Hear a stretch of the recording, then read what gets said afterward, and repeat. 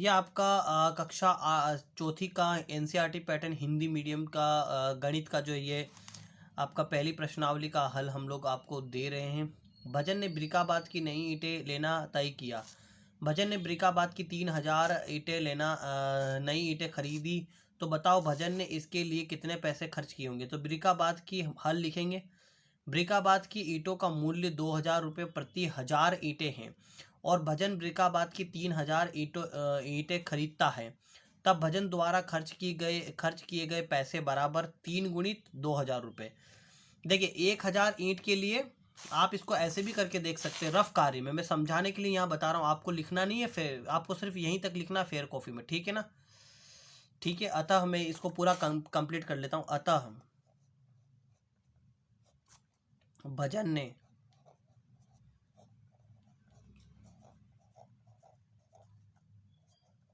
रुपए खर्च किए। ठीक है, आपको मैं यहाँ पर कैलकुलेशन करके बता रहा हूँ सिर्फ समझाने के लिए, आपको कॉपी में लिखना नहीं है, इसको सिर्फ समझने के लिए। ठीक है, 1000 ईंट, ठीक है, उसका दाम क्या था, 2000 रुपये। ठीक है, 2000 ईंटें, 1000 ईंटें और उसने ले ली। ठीक है, उसका दाम कितना हो गया, 2000 रुपये हो गया। उसने 1000 और ईंटें खरीद ली। कितना दाम लिया, 2000 रुपये। ठीक है ना, यहाँ लिखा हुआ ना, बिकराबाद की ईंटों का मूल्य 2000 रुपये प्रति 1000 ईंट। ठीक है, अब इन दोनों को हम लोग जोड़ लेते हैं। ठीक है ना, बीच में लाइन खींच देते हैं ऐसे। ठीक है ना, दो हमने तालिका बना ली एक। ये अगर आपको कोई चीज़ समझ में ना आए तो इस तरह से आप उसको अच्छी तरह समझ सकते हैं। ईंटों की संख्या, यहाँ लिख दो ईंटों की संख्या, ये ईंटों की संख्या हो गई आपकी। ठीक है, ईंटों का मूल्य, ये दो कॉलम हमने बना लिए। ईंटों की संख्या का योग यहाँ पर जोड़ लेंगे, योग जोड़ लो, 0 का 0 आ जाएगा, 0 का 0 आ जाएगा, एक और 0 का 0 आ जाएगा, 1 2 3 आ जाएगा, यहाँ 3 आ जाएगा, तो 3000 ईंटें हो जाएंगी। ठीक है, 3000, ये तो हो गई 3000 ईंटें, 3000 ईंटें हो गई।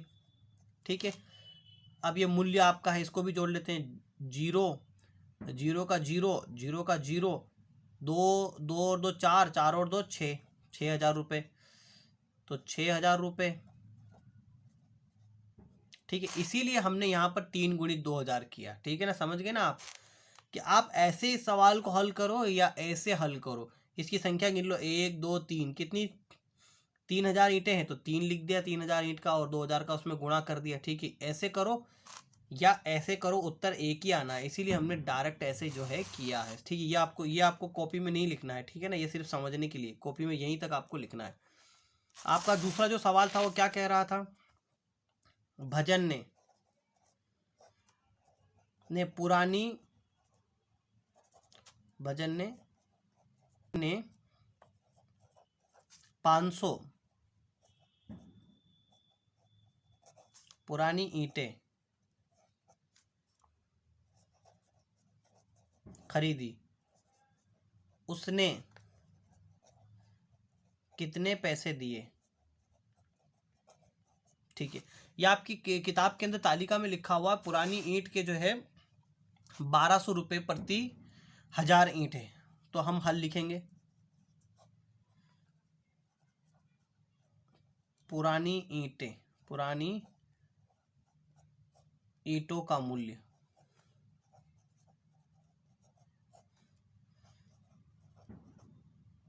1200 रुपये प्रति 1000 ईंट। ठीक है, यह आपने लिख दिया, 1200 रुपये प्रति 1000 ईंट आपने लिख दिया। ठीक है ना, अब लिखेंगे प्रश्नानुसार, यहां पर लिख देंगे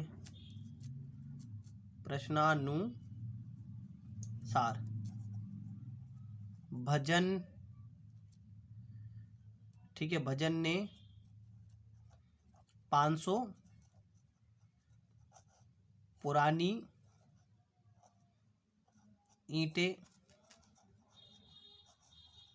खरीदी। ठीक है, अब सबसे पहले तो आप रफ कार्य पे काम कर लो। 1000 ईंटों का दाम जो है ना, 1000 ईंटों में से 500 ईंटें जितनी उसने खरीदी है ना, उसको घटा लो। 500 ईंटें खरीदी है भजन ने, तो 500 ईंटें हम लोग घटा लेंगे। ठीक है, 5 बचेगा, ठीक है ना। तो 500 ईंटें बच रही है। अब ये 500 ईंटें जो हमने घटाई, ये भी 500 और ये भी 500, मतलब दो समान टुकड़े हो रहे हैं ना, समान हिस्से हो रहे हैं दोनों। तो जब दो समान हिस्से होते हैं, यानी जब किसी चीज को दो समान टुकड़ों में बांटा जा रहा है, तो क्या करते हैं हम लोग, 1/2 करते हैं। तो हम लोग यहाँ पर क्या करेंगे, खरीदी। ठीक है, अतः भजन द्वारा खर्च किए गए पैसे बराबर 1/2 गुणित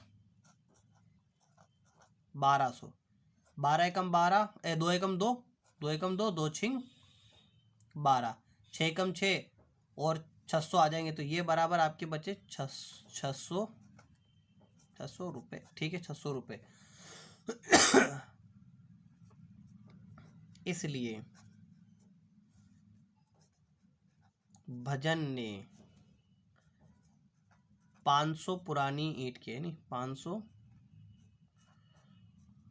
पुरानी ईंटों के लिए 600 रुपये 600 रुपये खर्च किए। ठीक है ना, ठीक है। अब ये तो हो गया। अब मान लो यहाँ पर वो कह देता 400 ईंट के लिए, 400 ईंटों के लिए भजन कितने पैसे देगा। तो 400 का कैसे निकालते, वही पर 400 संख्या आ जाने से घबराना नहीं है। 1000 में से क्या करेंगे, 400 को घटा लेंगे, कितना आ जाएगा, 600 आ जाएगा। आप घटा के देख लीजिएगा। ठीक है ना। अब सिंपल सी बात है, 10 में से 4 घटा लो। अब इसकी सिंपल ट्रिक बता देता हूँ आपको। ये 1000 और 400 देखकर डर लग रहा होगा, तो सिंपली आपको क्या करना है, इन दोनों जीरो को हटा दो। यहाँ पर लिख दो 10, 1000 का लिख दो 10 और 400 का लिख दो 4। 10 में से 4 घटा दो। नहीं आ रहा हो तो 1 2 3 4 5 6 7 8 9 10 लाइन खींचो। कितनी, 4 घटाने हैं, -4 करना है, 4 घटाना है, तो 4 लाइन मिटा दो। 1 2 3 4 लाइनें मिटा दी। कितनी बची, 1 2 3 4 5 6 लाइन बची, तो 6 लिख देंगे यहाँ पर।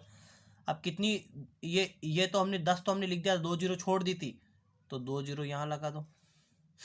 ठीक है, अब आराम से ये 600 ही बचेगा। यहाँ पर भी 2 जीरो लगा दो और यहाँ पर भी 2 जीरो लगा दो।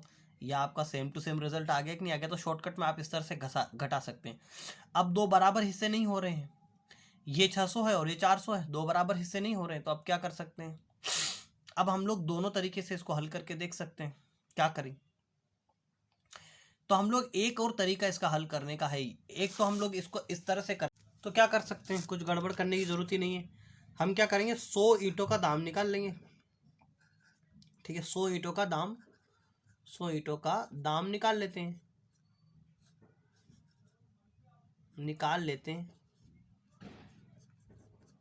ठीक है ना, निकाल लेते हैं 100 ईंटों का दाम।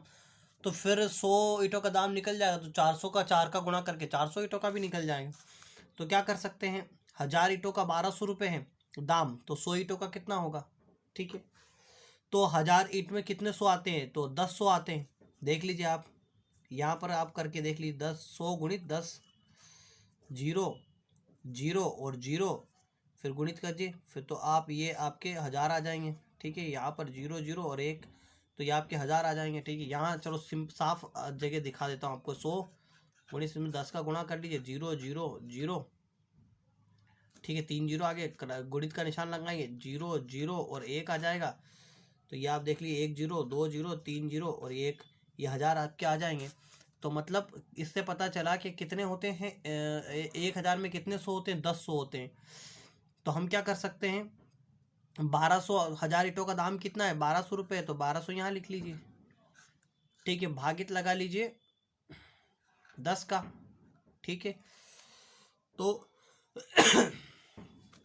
कितना आ जाएगा? एक बार जाएगा, 2 बच जाएंगे। ठीक है, कितनी बार जाएगा? 2 बार जाएगा, 20। ठीक है, कितना? एक जीरो बचा, इधर लगा देंगे, एक वाला जीरो बचा, इधर लगा देंगे, 120 रुपये आया। तो 100 ईंटों का दाम कितना आया? 120 रुपये आया। तो 100 ईंटों का दाम 120 रुपये आया। ठीक है, अब आप इसको कैसे लिख सकते हो? देखो, ये देखो, 100 ईंटों का दाम बराबर 100 ईंटों का दाम बराबर, ठीक है, 1200 बटा कितना कर देंगे हम लोग? 10 कर सकते हैं। ठीक है ना, बराबर 120 रुपये आ गया। ठीक है, इस प्रकार